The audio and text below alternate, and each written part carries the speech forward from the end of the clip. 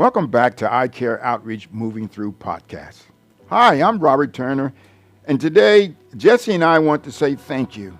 Yes, thank you for allowing us the space as we are working towards critical program restructuring for I Care Outreach's 2026 expansion of community outreach focus and missional services. We pray that you will have joy in knowing that your gifts and services and your endless prayers are truly and deeply appreciated. So, with great thankfulness in this ever-changing season, we thank you for bringing transformational healing that is on display into the lives of many. Well, you know, one of our key core values in I Care Outreach is compassion. We believe compassion directs us to go where it hurts, to equip people with hope and life-giving practices. Today, I'm continuing our fall series on alleviating poverty. And I want to say this. In every crisis, the wisdom of God is on display. In every crisis, shall I say again, the wisdom of God is on display. And I believe Jesus still places impossible tasks right in front of us to see if we will bring the problem back to Him, so His wisdom is put on display. In every crisis, the wisdom of God is on display. You know, last month, I shared a working definition on alleviate. The dictionary defines alleviate as to make something such as pain or suffering more bearable.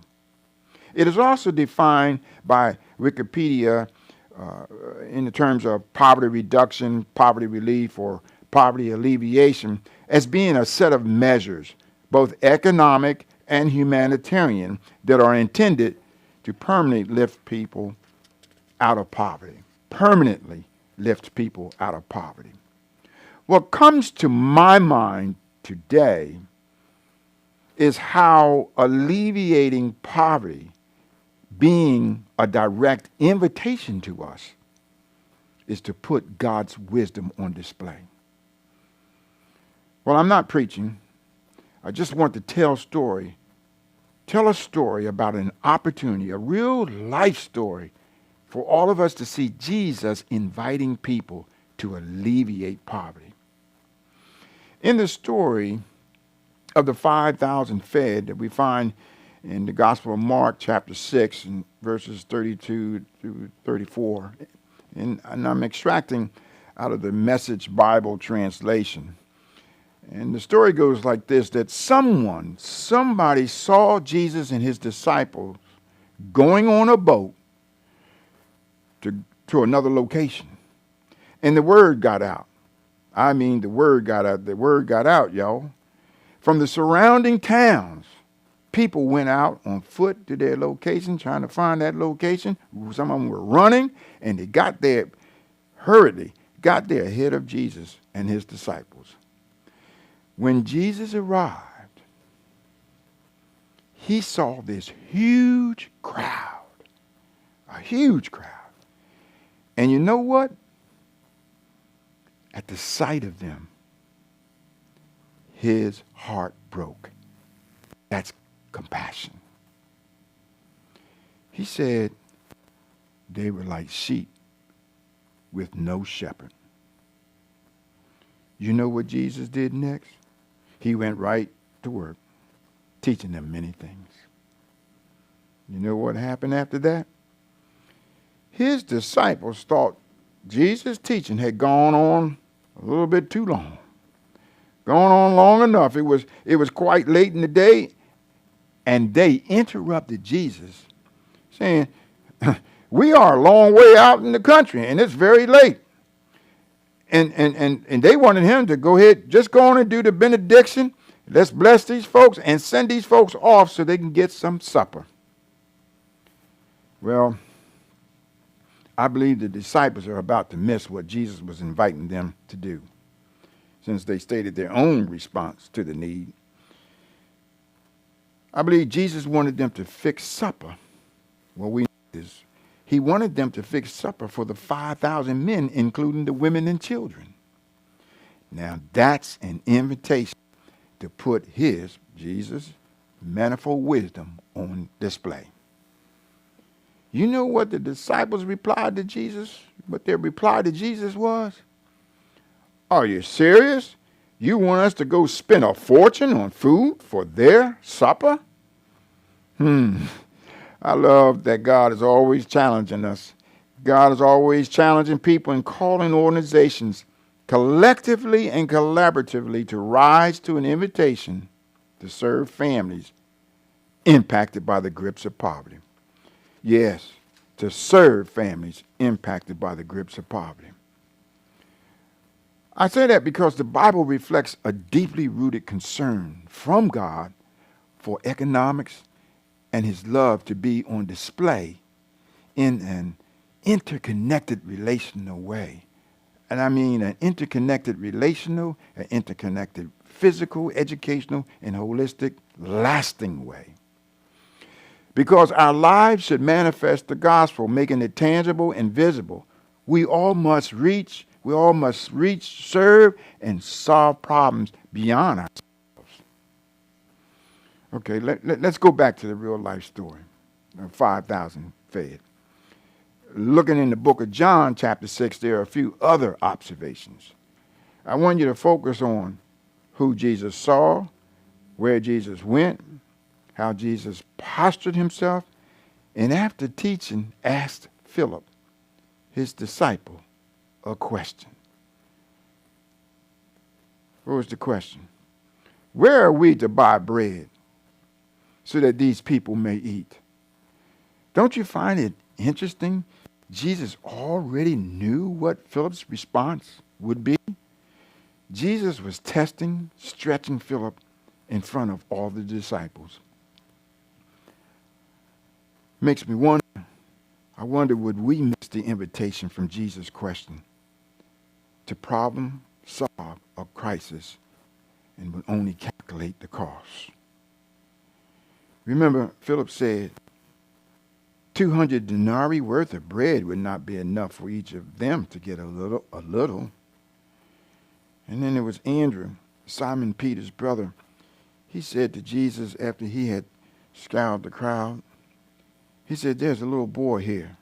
There's a boy here with 5 barley loaves and 2 fish.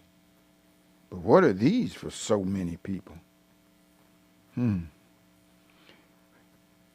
Friends, we need to admit sometimes we only see the sides of the problem, but do not see or even seize the opportunity of God's wisdom to be put on display. We have to recognize we too are in times where the needs of people are greater than the resources at hand. I'm talking about in the right now of our lives. In our world of followers, we can learn from Jesus' test question to Philip. Where are we to buy bread so that these may eat? And we need to learn from the response of both Philip and Andrew, pointing only to the insufficient resources. That's like stating the problem but not solving the problem. Yes, in our world of followers, we can learn from Jesus' test question to Philip.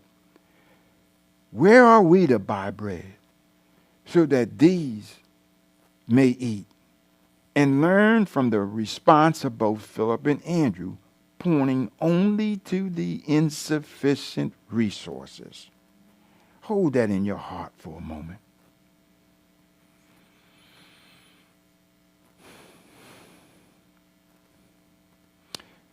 Well, I don't want to get off track, but I want, thousands were standing and listening to Jesus teach all day. Jesus begins to solve this emergent food crisis by first telling his disciples to tell the people to sit down. Do you hear what I hear from Jesus? Tell the people to sit down. In essence, I hear Jesus saying, be still. Can you imagine sometimes so much anxiety can take place? But Jesus says, be still. People have to be still. The men sat down, about 5,000 in number. And remember, that's not including the women and children. Wow. And here we go. This is Jesus' solution.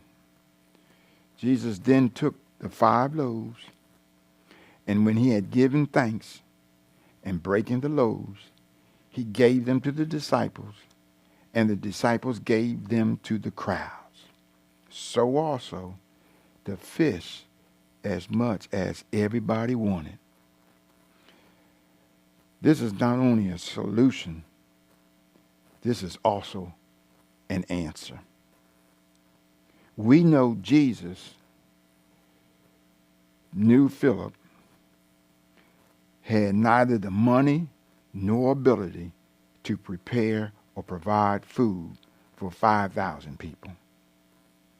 He knew his disciples did not possess the resources for this emerging crisis. And he also knows that we are limited as well. It is an immeasurable lesson to take something that seems insufficient, small that is, and see God make it more than enough. Let me say that again. It is an immeasurable lesson for all of us to take something that seemed insufficient and see God make it more than enough. We see Jesus solve this crisis and gave the disciples a life practice task to take away.